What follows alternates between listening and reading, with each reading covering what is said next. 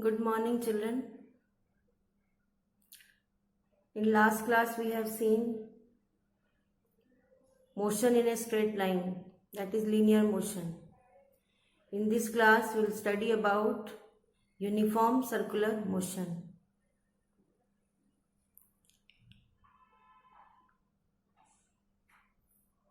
Here you see ABCD is a square. Okay. Let us say a body starts from moving from point A to B, then B to C, C to D, then D to A. When body moves in this way, the body changes its direction 4 times. A to B, here direction is changed. C point direction is changed. D point again direction is changed. Again at A direction is changed. Okay. So if a polygon is of 4 sides, direction is changing 4 times. Similarly, if a polygon is of 5 sides, direction will change 5 times. If 6 sides, it will change 6 times and so on.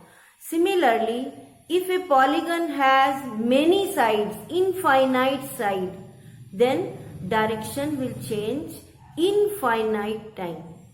Okay, so that polygon we have is circle. Circle, you see here, circle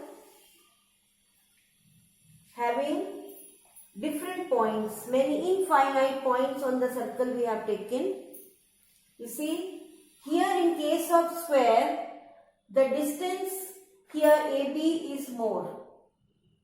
Direction when changes, this distance AB, BC is more, but in case of circle, it is small.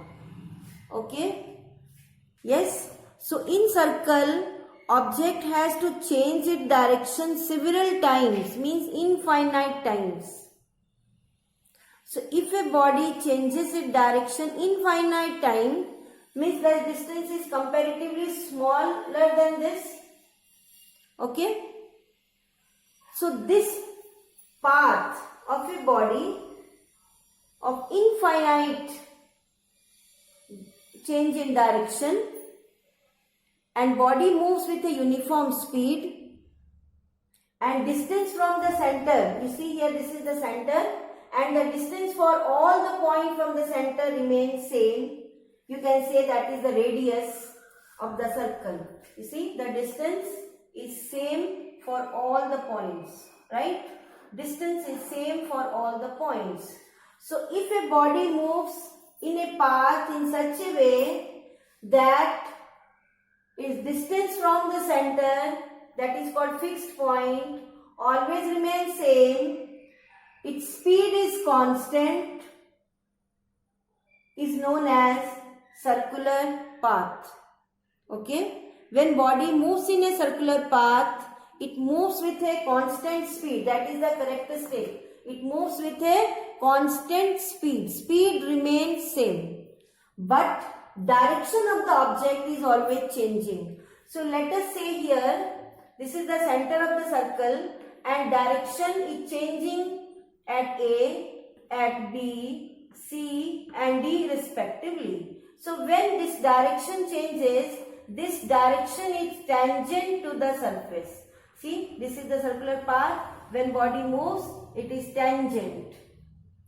So, direction which is changing is tangential to the surface.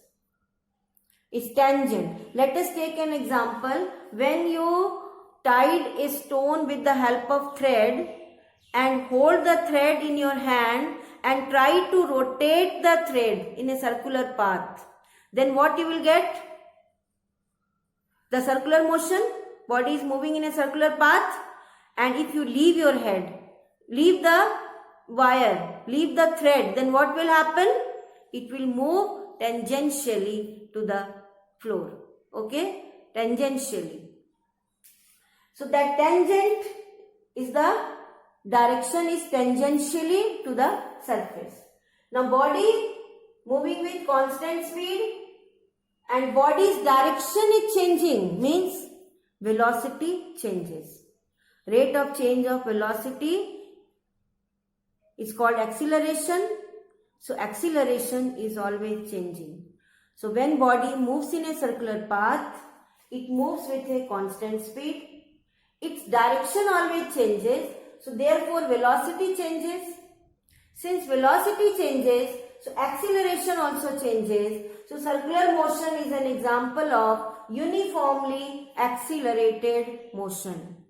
Okay? So circular motion is an example of uniformly circular accelerated motion. Now when body moves in a circular path, distance from the center remains same, and when body moves, it accelerates.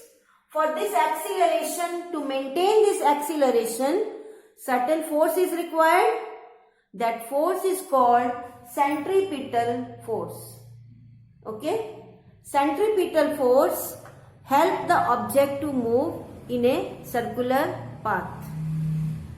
Okay? So when body moves in a circular path, its speed remains constant, its acceleration changes, velocity changes, and the force required to keep the body in a circular motion is called centripetal force.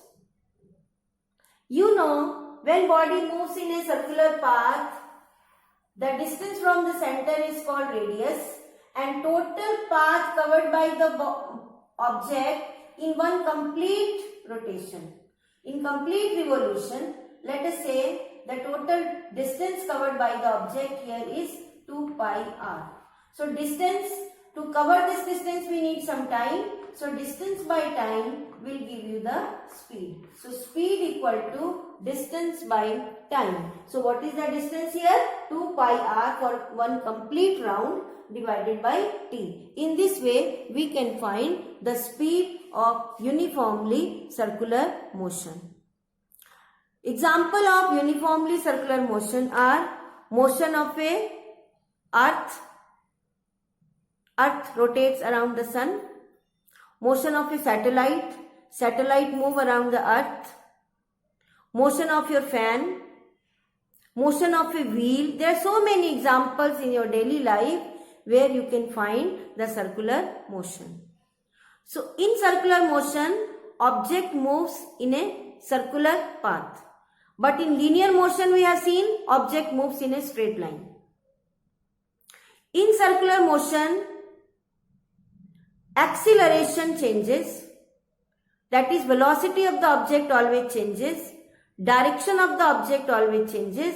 But in case of linear motion, direction of the object remains same. Okay? So in this way you can find the difference between linear motion and circular motion. Okay? So we will discuss more about it in next class. Clear your doubt tomorrow. Thank you.